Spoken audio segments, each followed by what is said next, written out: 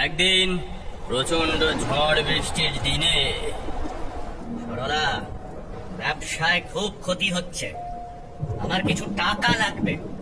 তোমার পায়ের সোনার নুপুরটা দাও দেখি, বন্ধক দেব। আগে আপনাকে না একটা কথা বলা হয়নি, মানে আমার নুপুরের একটা পাটিটা হারিয়ে গেছে। কি বললি?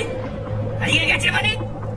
আমার নুপুরটা জল তুলতে গিয়ে ওই পুকুরে পড়ে গেছে।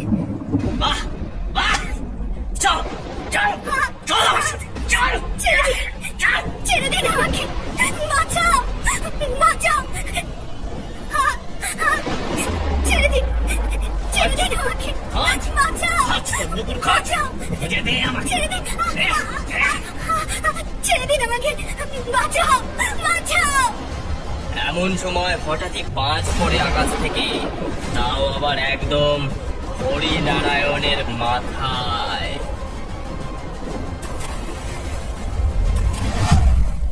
ওই একই পুকুরে একই দিনে মারা যায় দুজন। তারপর থেকেই ওই পুকুরে ভূতের উপদ্রব শুরু।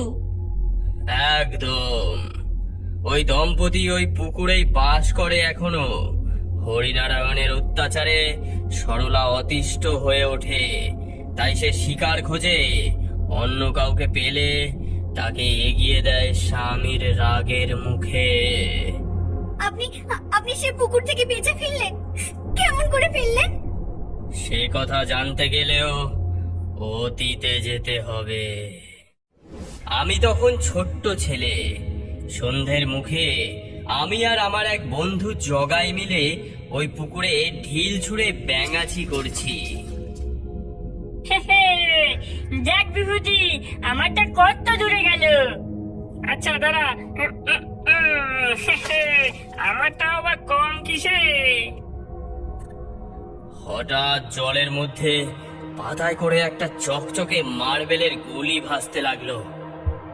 ওই দেখ জোকাই, পাতার উপর ওই মার্বেল পাথরটা দেখেছিস কেমন চকচক করছে? দেখ। হ্যাঁ রে, সেটাই তো দেখছি রে।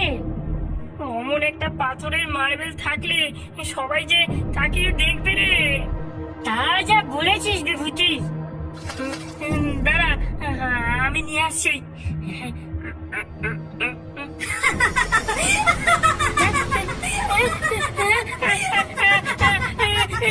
কি হচ্ছে? বিভূতি, বিভূতি কি হলো তোর? বাঁচাও, কে আছো? বাঁচাও।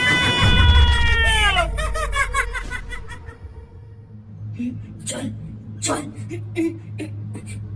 শুনছেন?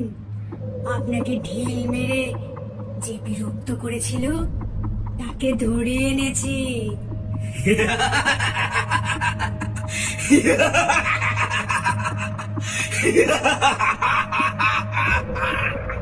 কিরে ছোকরা, ঢিল মারছিলি তুই? আমার ঘুম ভাঙালি তুই? এত সাহস! আপনি আদেশ দিলে এটাকে দিয়ে রাতে খাবারের ব্যবস্থা করি। দাঁড়ান দাঁড়ান, সে না হয় করবেন, কিন্তু আমার দোষ কিসে? এই পেতনি তো আমাকে বলেছে পাথর ছুটতে। গ্রামের সবাই আমরা হরিনারায়ণ আর সরলার গল্প জানতাম, সেটাই কাজে লাগিয়ে বললাম। না না স্বামী, না, ও ও মিথ্যে বলছে ছোকরা। একদম নয়, ইনি বলেছেন এনার নুপুর জলে হারিয়ে গেছে। জল সব পুকুর থেকে সরিয়ে দিলে খুঁজে পাওয়া যাবে। আমি জিজ্ঞেস করলাম কিভাবে জল সরাবো। উনি তৃষ্ণার্ত কাকের গল্প শুনিয়ে বললেন পাথর ফেলো, পুকুরের জল উঠে আসবে।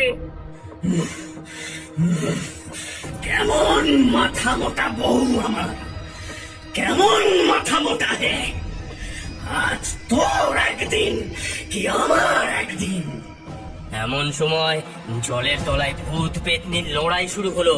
আমি তখন মনে মনে ভাবলাম, এটাই সুযোগ, আমি পালাই।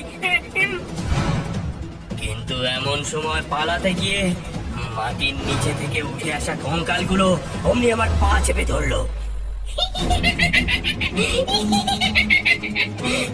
তুই কোথায় পালাচ্ছিস? এদের ঝগড়া শেষ হলেই তোর বিচার শুরু হবে। না না, ছেড়ে দাও আমাকে, না না, ছেড়ে দাও।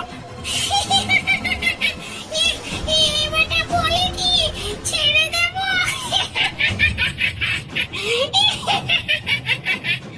না,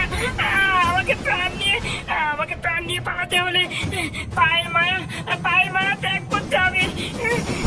হে ঈশ্বর শক্তি দাও। তারপর কি করলে বিভূতি কাকা? আমি তখন বাবার সাথে ধান কাটতাম, তাই কোমরে হাসুয়াটা বাঁধা ছিল, তাই দিয়ে একটা হ্যাঁ,